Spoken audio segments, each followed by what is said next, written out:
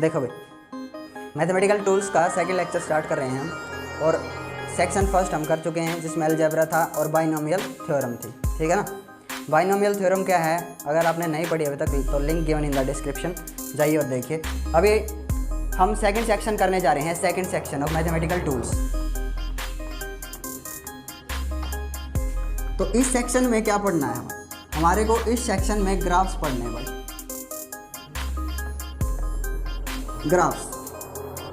Graphs क्या हैं? Basically जब आप कोई भी डेरिवेशन करोगे 11th 12th में, ज़रूरी नहीं 11th में, 11th 12th या कहीं पर भी कोई भी डेरिवेशन आप करोगे तो उसके बाद हमारे को कुछ ग्राफ बनाना पड़ता है उसका। ठीक है। तो ग्राफ जो है वो कैसे बनेगा, कुछ इक्वेशंस आपको समझ में आनी चाहिए। अगर वो इक्वेशंस आपको याद हैं या वो समझ में आ चुकी हैं आपको, तो आप उसका ग्राफ प्लॉट कर सकते हो। ठीक है। अगर आपको ग्राफ दे रखा है, ग्राफ अगर आपको दे रखा है तो आप क्या ड्रॉ कर सकते हो, इक्वेशंस। एक ही बात है, अगर इक्वेशंस दे रखे हैं तो ग्राफ प्लॉट कर सकते हो, और ग्राफ दे रखा है तो उसकी इक्वेशन आप बना सकते हो। ठीक है, चीज़ आई समझ में। अब बेसिकली जब आप ग्राफ समझ रहे हो तो उसका जो ग्राफ का जो एप्लीकेशन है फिजिक्स में, क्योंकि ये मैथमेटिक्स में समझ रहे हैं ग्राफ्स, और फिजिक्स में उसके कहाँ कहाँ एप्लीकेशन कैसे यूज़ करेंगे हम, वही चीज़ें मैं समझाऊंगा आपको। तो जैसे आपने ग्राफ देखे अभी तक, 10th क्लास से आप आए हो, साइंस में आपने ग्राफ देखा होगा ऐसे, 9th 10th में भी देखा हमने ये ग्राफ। ठीक है। ये V और ये अगर I है, V वर्सेस I, आपको जो ग्राफ मिलता है वो क्या मिलता है, रेजिस्टेंस। नहीं है समझ में, ओम्स लॉ पढ़ रखा है आपने। हाँ, तो हमारे को स्ट्रेट लाइन मिलती है। तो स्ट्रेट लाइन के लिए कौन सी इक्वेशन होगी, या वो जो इक्वेशन दे रखी है तो उसके अकॉर्डिंग आप स्ट्रेट लाइन ड्रॉ करोगे या कर्व्ड लाइन ड्रॉ करोगे, या किस तरह का ग्राफ ड्रॉ कर सकते हो। तो सबसे पहले आप देखिए, मैं आपको इक्वेशन देता हूं।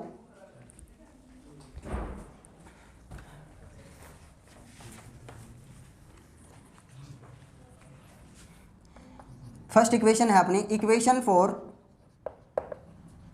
For straight line.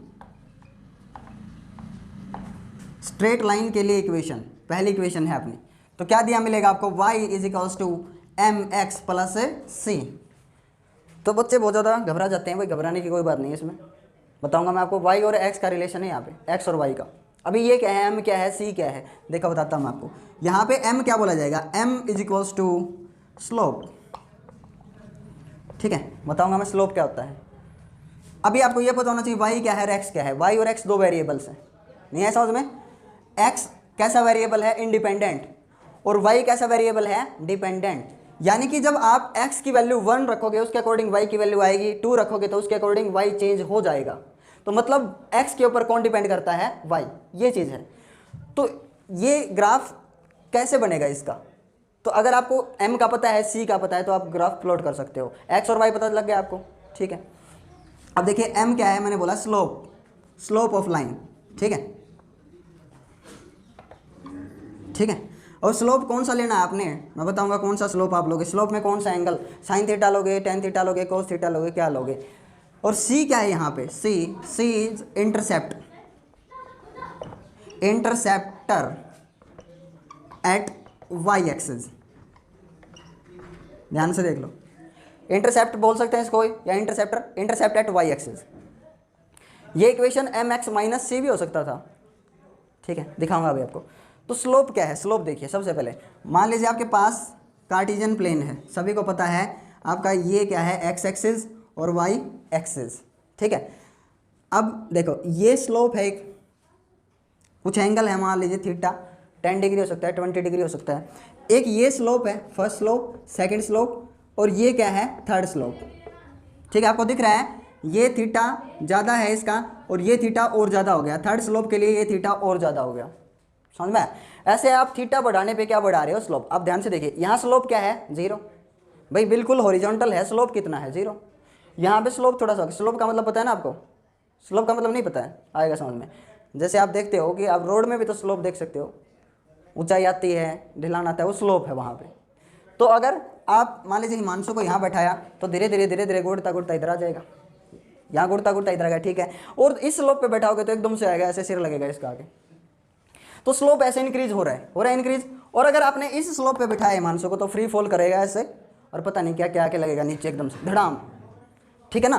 तो ये देखो यहाँ स्लोप 0, स्लोप बढ़ रहा है, और यहाँ आते आते ये स्लोप क्या है, इससे ज़्यादा तो स्लोप हो ही नहीं सकता, सीधी बात है। कितना खतरनाक स्लोप है हिमांशु, दिख रहा है ना।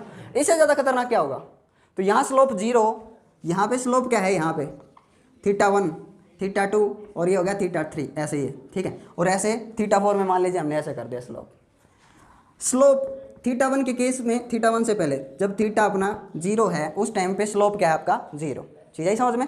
और ऐसे जब ऐसा हो गया θ, जब आपका θ कितना हो गया है 90, तो स्लोप की वैल्यू कितनी होगी बेटा, स्लोप इज इनफाइनाइट।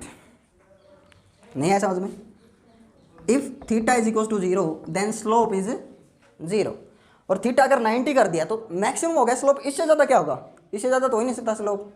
फिर ऐसे लेके आओगे तो स्लोप घट जाएगा और घट जाएगा ना। हाँ, तो अगर 90 करते हो तो स्लोप हो गया इनफाइनाइट हो गया, उससे ज़्यादा स्लोप हो ही नहीं सकता। तो हम स्लोप जो लेंगे वो कौन सा एंगल लेंगे, θ का, साइन θ लें या कोस θ लें। मतलब सीधे सीधे बता देते हैं टीचर्स ऐसे कि स्लोप लो ये θ, tan θ लो, कोस θ लो, मतलब बता देते हैं सीधा tan θ। तो tan θ हम क्यों लें, साइन θ और कोस θ क्यों नहीं लें, देखिए ध्यान से, ठीक है।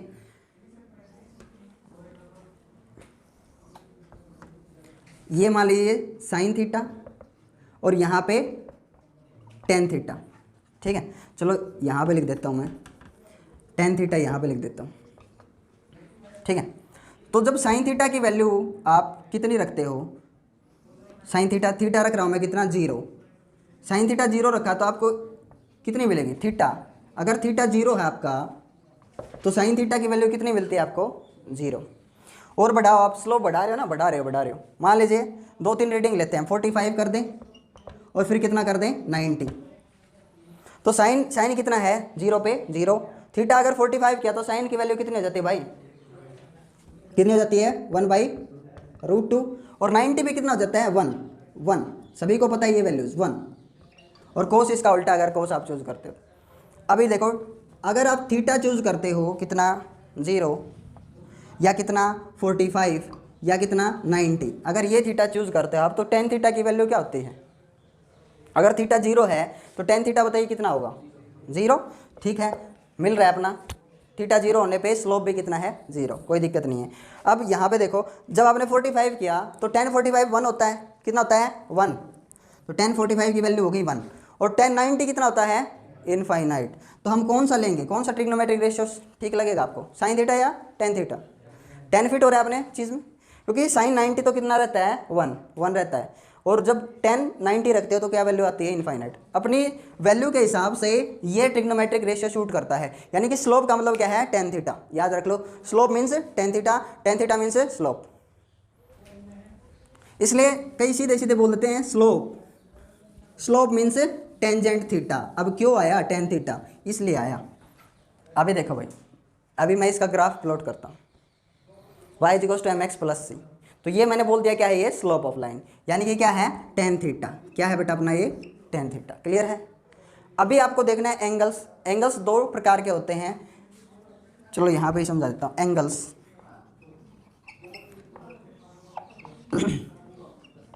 या तो आप कैसा चलो, या तो आप ऐसा चल सकते हो, ऐसा। ये कौन सी डायरेक्शन है क्लॉक के हिसाब से, क्लॉक के अकॉर्डिंग एंटी क्लॉकवाइज, और ये कौन सी डायरेक्शन होगी क्लॉकवाइज। दिख रहा है आपको, देखो अभी मैं कैसा चल रहा था एंटी क्लॉकवाइज, तो या तो आप क्लॉकवाइज चलिए, क्लॉकवाइज या फिर एंटी क्लॉकवाइज। तो जब एंगल आप चूज करोगे क्लॉकवाइज और एंटी क्लॉकवाइज के केस में, ध्यान से सुन लो, जब आप क्लॉकवाइज चलते हो तो आपका एंगल क्या होगा नेगेटिव, समझ में आएगा। जब आप ऐसे चल रहे हो ना, ऐसे मान लो, ऐसे बताता हूँ, ऐसे आप ऐसे चल रहे हो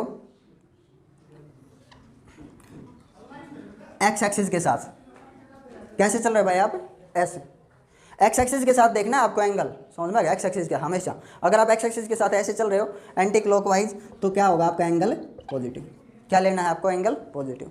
तो एंगल 2 प्रकार के हैं, 2 टाइप्स, पॉजिटिव एंगल हो सकता है और नेगेटिव। तो पॉजिटिव आप कब लोगे, जब एंटी क्लॉकवाइज, और नेगेटिव कब लोगे क्लॉकवाइज के केस में, समझ में आएगा। तो जब आप ऐसे चल रहे हो एक्स एक्सिस के साथ, तो ये थीटा क्या लेना पड़ेगा भाई आपको नेगेटिव। चीज़ आई समझ में, अब क्लियर हो जाएगा ग्राफ कैसे बनाऊंगा मैं। देखो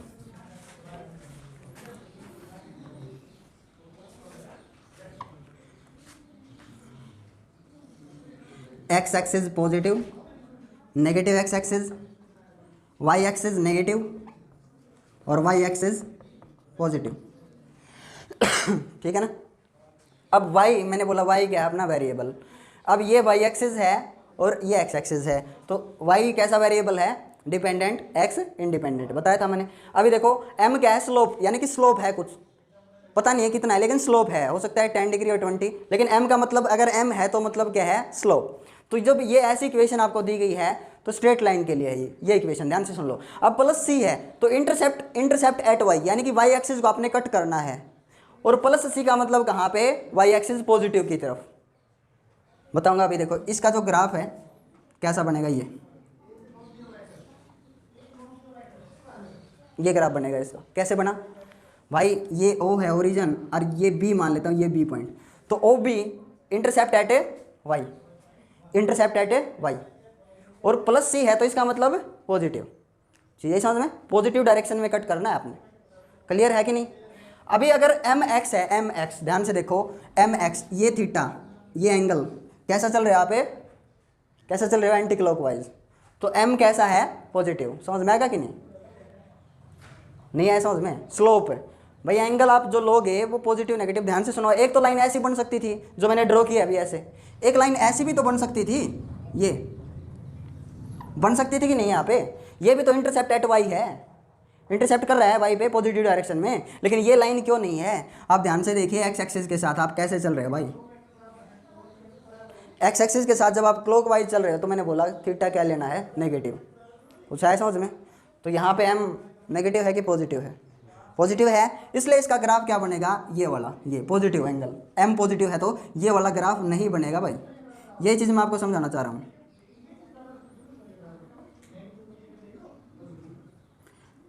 आई जी समझ में।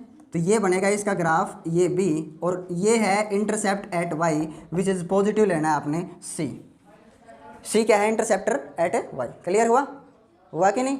अब मैं इसको फिजिक्स में रिलेट करता हूँ। फिजिक्स में कैसे रिलेट करेंगे, चलो एक बार समझा देता हूँ। अगर आपका y ऐसा हो, y is equals to mx minus C, ये भी तो हो सकती है इक्वेशन, माइनस सी, तो उस टाइम पे ग्राफ कैसा आएगा, इसका कैसा ग्राफ प्लॉट करेंगे हम।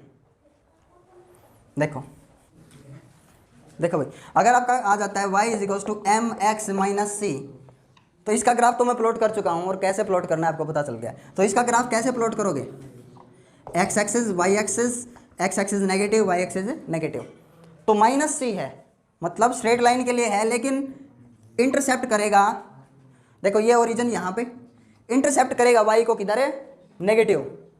चीज़ समझ में, माइनस सी मतलब ये OB यहाँ पे ये वैल्यू क्या है, नेगेटिव सी, मतलब इंटरसेप्ट एट y और y पे किधर, नेगेटिव। चीज़ आई समझ में। तो ये ग्राफ होगा y is equals to mx minus C का। अब ये बताइए y is equals to minus mx plus C भी तो हो सकता है। थीटा क्या आपका, नेगेटिव, क्या नेगेटिव आपका अभी, m स्लोप, तो स्लोप नेगेटिव हो तो मैंने बताया था कैसा ग्राफ बनेगा, ये इंटरसेप्ट एट सी, तो c पे काट रहा है, यहाँ देखना है c y को काट रहा है, c कितना है, पॉजिटिव, ये o ये b, ये OB यानी कि इंटरसेप्ट एट y, और कैसा कट कर रहा है, पॉजिटिव। अब नेगेटिव स्लोप समझ गए ना आप, ये स्लोप यहाँ से x एक्सिस से लो, ये एंगल थीटा कैसा है, क्लॉकवाइज, इसलिए क्या है, नेगेटिव। स्लोप क्या होगा इसका, माइनस mx। कुछ आया कि नहीं समझ में, आया कि नहीं, माइनस टेन थीटा। क्लियर हुआ। तो ऐसे माइनस mx माइनस सी भी आ सकता है, क्या आ सकता है, और क्या आ सकता है, y is equal to minus mx minus C. तो उसके लिए ग्राफ कैसा होगा, देखो भाई, माइनस mx यानी कि आपका जो एंगल है वो भी क्या है, नेगेटिव, और कैसे कट कर रहा है, नेगेटिव में y एक्सिस पे।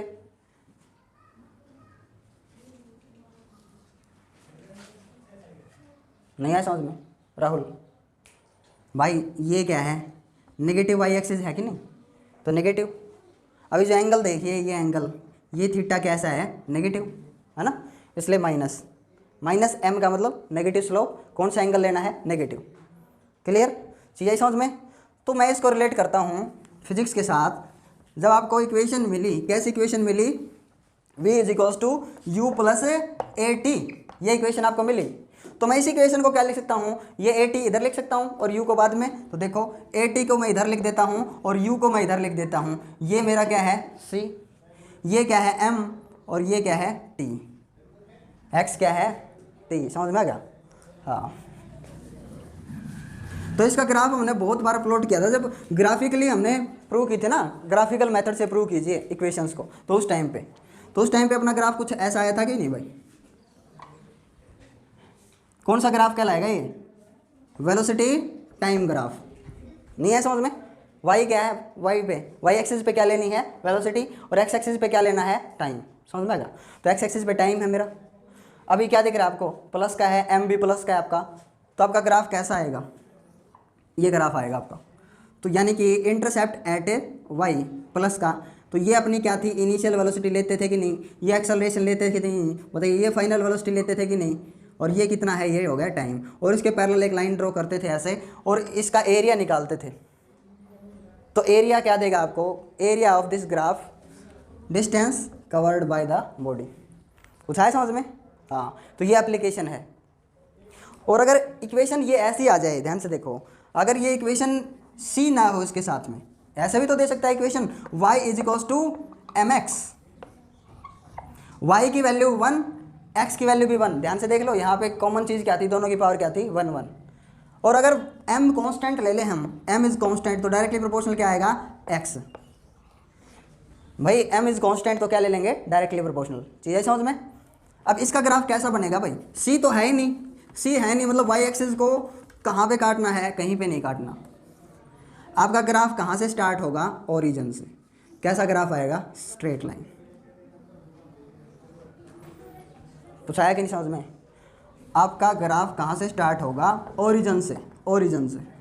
अगर ऐसी इक्वेशन आती है y is equals to m x, फिर इसको y डायरेक्टली प्रोपोर्शनल x लिख सकते हो आप। तो जब आप 12th में जाओगे या 11th में भी अपने पास कई डेरिवेशन है, उसके लास्ट में हमारे ग्राफ प्लॉट करना पड़ता है। तो ग्राफ प्लॉट करते हुए इक्वेशन ध्यान में रखनी है। इक्वेशन याद है तो आप क्या प्लॉट कर सकते हो, ग्राफ। चीज़ आई समझ में? कुछ आया कि नहीं? अब सेकंड इक्वेशन देखते हैं। देखो भाई, नेक्स्ट इक्वेशन है अपनी second equation, equation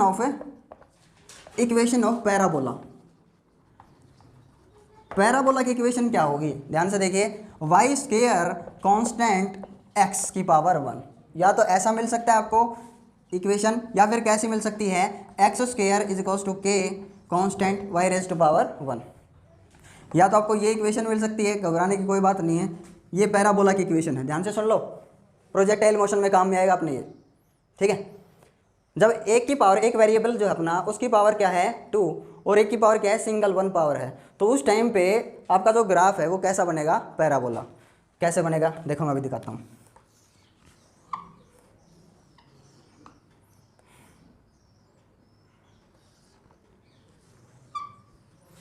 x y, if you choose x 4, अगर आप x को कितना चूज करते हो 4, तो y की वैल्यू क्या हो जाएगी, y इसके इधर आके क्या बना देगा, रूट। तो क्या लिख सकता हूँ, y की वैल्यू प्लस माइनस 2, रूट से बाहर आने के बाद क्या बन जाता है, प्लस माइनस 2। आ गया नहीं समझ में? तो जब आप y को 0 चूज करते हो, x को 0 चूज करते हो, तो y भी क्या है 0, x 0 y 0। आगे 4 चूज करते हो, 4 x को, तो एक बार y की वैल्यू क्या आती है, +2, एक बार -2। ऐसे आप मान लीजिए 9 चूज करते हो, 9, तो क्या आती है, +3 और -3।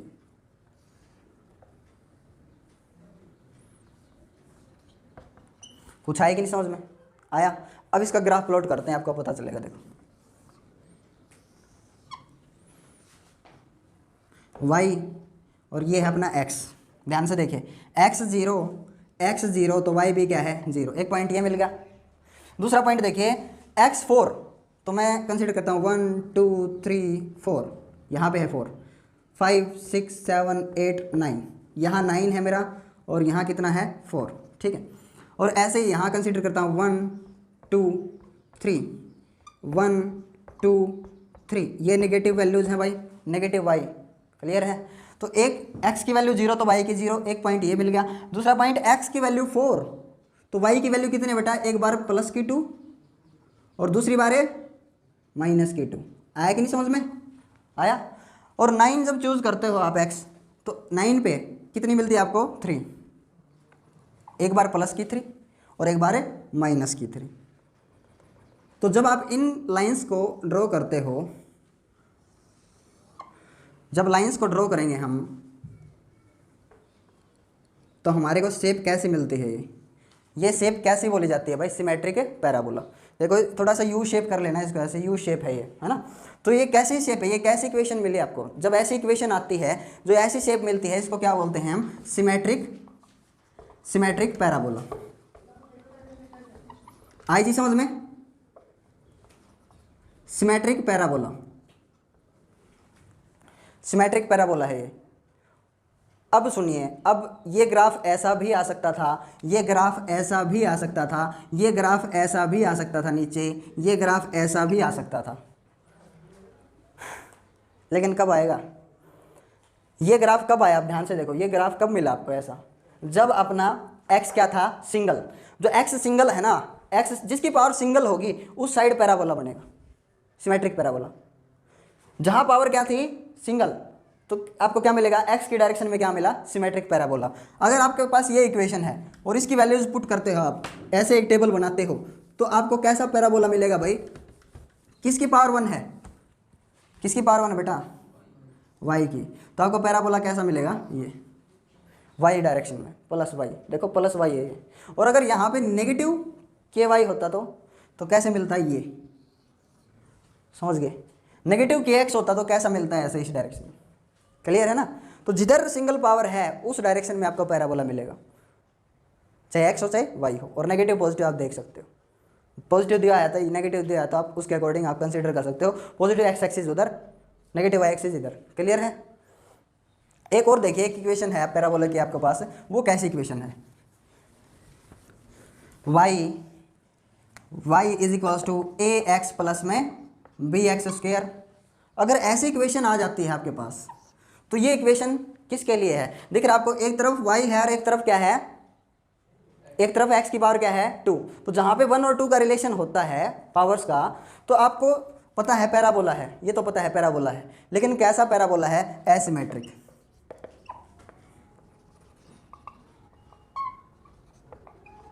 Asymmetric parabola. अब ये एसिमेट्रिक पैराबोला कैसा होगा? सिमेट्रिक का मतलब क्या है? दोनों साइड एक जैसा। दिख रहा है आपको, यू शेप है, इस साइड भी और इस साइड भी। सिमेट्रिक का मतलब ये होता है। और एसिमेट्रिक मतलब ये, नीचे वाला भूल जाओ, ये दिख रहा है आपको? दिख रहा है ना? सिर्फ एक ही साइड है ऐसा पैराबोला। तो कैसी है ये? एसिमेट्रिक शेप है इसकी। आई कि नहीं चीज़ समझ में? तो जब ऐसी इक्वेशन आ जाए और ए और बी अपने पास, सुन लो ध्यान से, अगर ए और बी दोनों पॉजिटिव कांस्टेंट हैं आपके पास, दोनों क्या हैं? पॉजिटिव। ए और बी दोनों पॉजिटिव कांस्टेंट्स हैं, तो उस टाइम पे ये ग्राफ बनेगा। और अगर पॉजिटिव नहीं है तो नेगेटिव हो, तो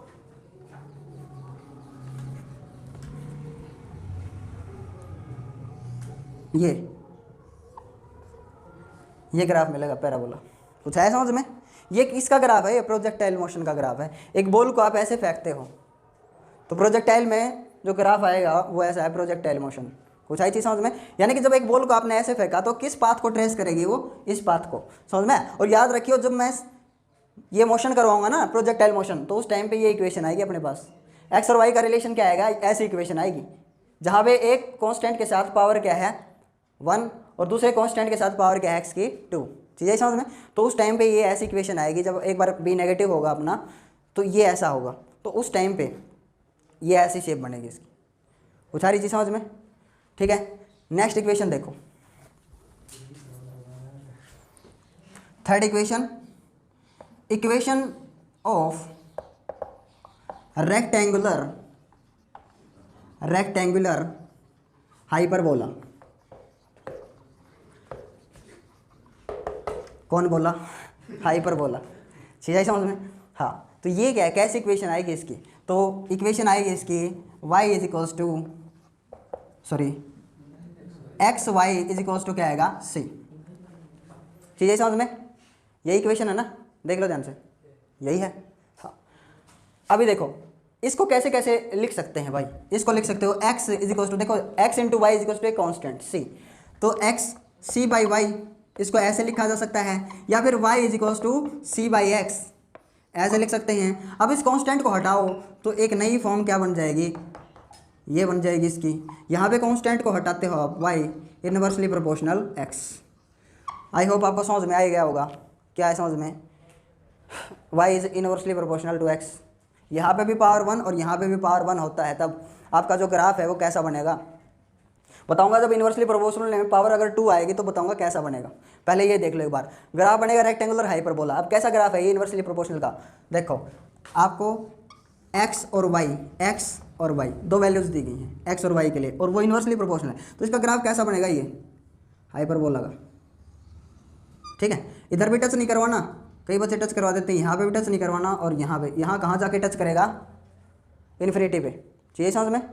तो यहाँ देखो, अगर आप x की वैल्यू देखो, यहाँ y देख लो, अगर आप y की वैल्यू को घटाते हो, तो x बढ़ जाता है, y की वैल्यू घटाते हो तो x बढ़ जाएगा, ध्यान से देख लो। और अगर x की वैल्यू को घटाओगे तो y बढ़ जाएगा। इधर देखो, अगर आप x की वैल्यू को डिक्रीज करोगे तो कौन बढ़ रहा है, y। नहीं है समझ में, x की वैल्यू को डिक्रीज करो कौन बढ़ रहा है, y, और y की वैल्यू को डिक्रीज करो कौन बढ़ रहा है, x। क्लियर है, ये है इनवर्सली प्रोपोर्शनल, और ये रिलेशन है रेक्टेंगुलर हाइपरबोला इक्वेशन का। ये ग्राफ है, आया समझ में, थोड़ा सा ऐसा ही बनेगा। और अगर स्क्वायर है ना यहाँ पे तो भी ग्राफ ऐसा ही होगा, लेकिन बहुत ज़्यादा एकदम से गिरेगा ऐसा, बिल्कुल ऐसे, फिर बहुत ज़्यादा गिरेगा। इसमें थोड़ा सा कम गिरता है, मैंने ज़्यादा ही कर रखा है कुछ। देखो इसमें ग्राफ जब सिंगल पावर है दोनों की तो कुछ ग्राफ ऐसा गिरेगा, ऐसा ये ग्राफ बनेगा। और जब स्क्वायर वाला रिलेशन आ जाता है तो ग्राफ एकदम से गिरेगा ऐसे, एकदम से बहुत ज़्यादा ग्राफ गिरेगा एकदम से, इनवर्स स्क्वायर में। और सिंगल पावर में ये वाला ग्राफ, समझ में आ गया, सिंगल पावर में। क्लियर है। नेक्स्ट इक्वेशन देखो, y is equals to, fourth equation है अपनी, y is equals to e raise to power minus kx। ये कैसी इक्वेशन आ गई, ये एक्सपोनेंशियल इक्वेशन है। जब हम 12th क्लास में जाएंगे तो इसका ग्राफ प्लॉट करना पड़ेगा अपने को, डीके ऑफ करंट, ठीक है, डिस्चार्जिंग ऑफ कैपेसिटर, तो उसमें ग्राफ प्लॉट करना पड़ेगा, डीके ऑफ करंट या growth of current in LR series circuit. तो टेंशन लेने की जरूरत नहीं है, पहले ये देखो इसका ग्राफ कैसा बनेगा। ये ग्राफ क्या बताता है, ये ग्राफ ये बताता है कि y की कुछ इनिशियल वैल्यू है भाई, जब आप इसको प्लॉट करोगे तो बिल्कुल रेक्टेंगुलर हाइपरबोला की तरह ही ग्राफ बनेगा इसका, लेकिन y पे टच करना है। क्या समझ में आया, एक्सपोनेंशियल वाला ग्राफ कहाँ पे टच करना है, y पे बस, क्योंकि y की कुछ इनिशियल वैल्यू दिखाया गया है, y की कुछ इनिशियल वैल्यू है, और फिर टच नहीं करना है कहाँ पे, इन्फिनिटी पे टच होगा। ये समझ में आएगा, क्लियर है y और x का रिलेशन। ठीक है, नेक्स्ट इक्वेशन देखो, equation of a circle, equation of a circle, circle की इक्वेशन क्या होती है भाई, तो x square plus Y square is equals to a square, a square है ना, x square plus Y square is equals to a square. देखो circle जो है, सर्कल उसकी ये इक्वेशन आई कैसे, ध्यान से देखो, सर्कल का एक सेंटर होता है, यहाँ पे देखो x axis y axis draw करते हैं, ये रहा एक्स एक्सिस और ये रहा वाई एक्सिस और ये रहा ओरिजिन। अब आप देखो इसका जो रेडियस है सर्कल का, वो रेडियस कितना है, ए। अभी मैं यहाँ पहुँच जाता हूँ यहाँ ऐसे, तो रेडियस तो ए है इसका, है ना, ओ से ये जो पॉइंट है पी, ये रेडियस कितना है, ए। अभी यहाँ परपेंडिकुलर ड्रॉ करो, ये वाई और ये इतना कितना है, एक्स। तो ए निकालने का फॉर्मूला क्या है, according using Pythagoras theorem, hypotenuse का स्क्वायर इज टू परपेंडिकुलर का स्क्वायर और बेस का स्क्वायर, बेस का स्क्वायर प्लस में परपेंडिकुलर का स्क्वायर। आया कि नहीं समझ में, हाँ। तो ऐसे A square X square plus Y square, यह इक्वेशन किसकी है, सर्कल की। नेक्स्ट इक्वेशन देखते हैं, equation of ellipse, equation of ellipse, ellipse की क्या इक्वेशन होगी भाई, तो ध्यान से देख लो, x square plus Y square divide by a square b square is equals to 1, ये इक्वेशन रहेगी भाई इलिप्स के केस में। तो ये क्या लिख दिया मैंने, देखो इलिप्स क्या होता है, बेसिकली सर्कल को आप क्या कर दो, ऐसे दबा दो ऊपर नीचे से, तो क्या बन जाता है, ओवल शेप, अंडाकार शेप क्या है, इलिप्स। और परफेक्ट सर्कल में आपको पता है, ठीक है। अभी देखो ये इसका सेंटर है और x axis y axis draw करता हूँ मैं, फिर एक्स एक्सिस, तो आपको पता है ये एक्सिस, देखो ये एक्सिस कैसी है, मेजर एक्सिस, बड़ी एक्सिस है, और ये एक्सिस कौन सी बोली जाएगी, माइनर एक्सिस। क्लियर है, मेजर और माइनर एक्सिस दो प्रकार के एक्सिस हैं यहाँ। अभी देखो एक्स स्क्वायर, यहाँ देखो ये एक्स डायरेक्शन आपको पता है, एक्स स्क्वायर को किससे डिवाइड कर दिया, ए स्क्वायर से, और ये जो वाई है इसको किससे डिवाइड कर रखा है, बी से। क्लियर है ना। तो एक्स स्क्वायर ऐसे divide by a square, y square divide by b square, क्या मिलता है आपको, 1 इज इक्वल्स टू 1। और ये इक्वेशन किसके लिए है, इलिप्स के लिए। ठीक है। Thank you for watching this video.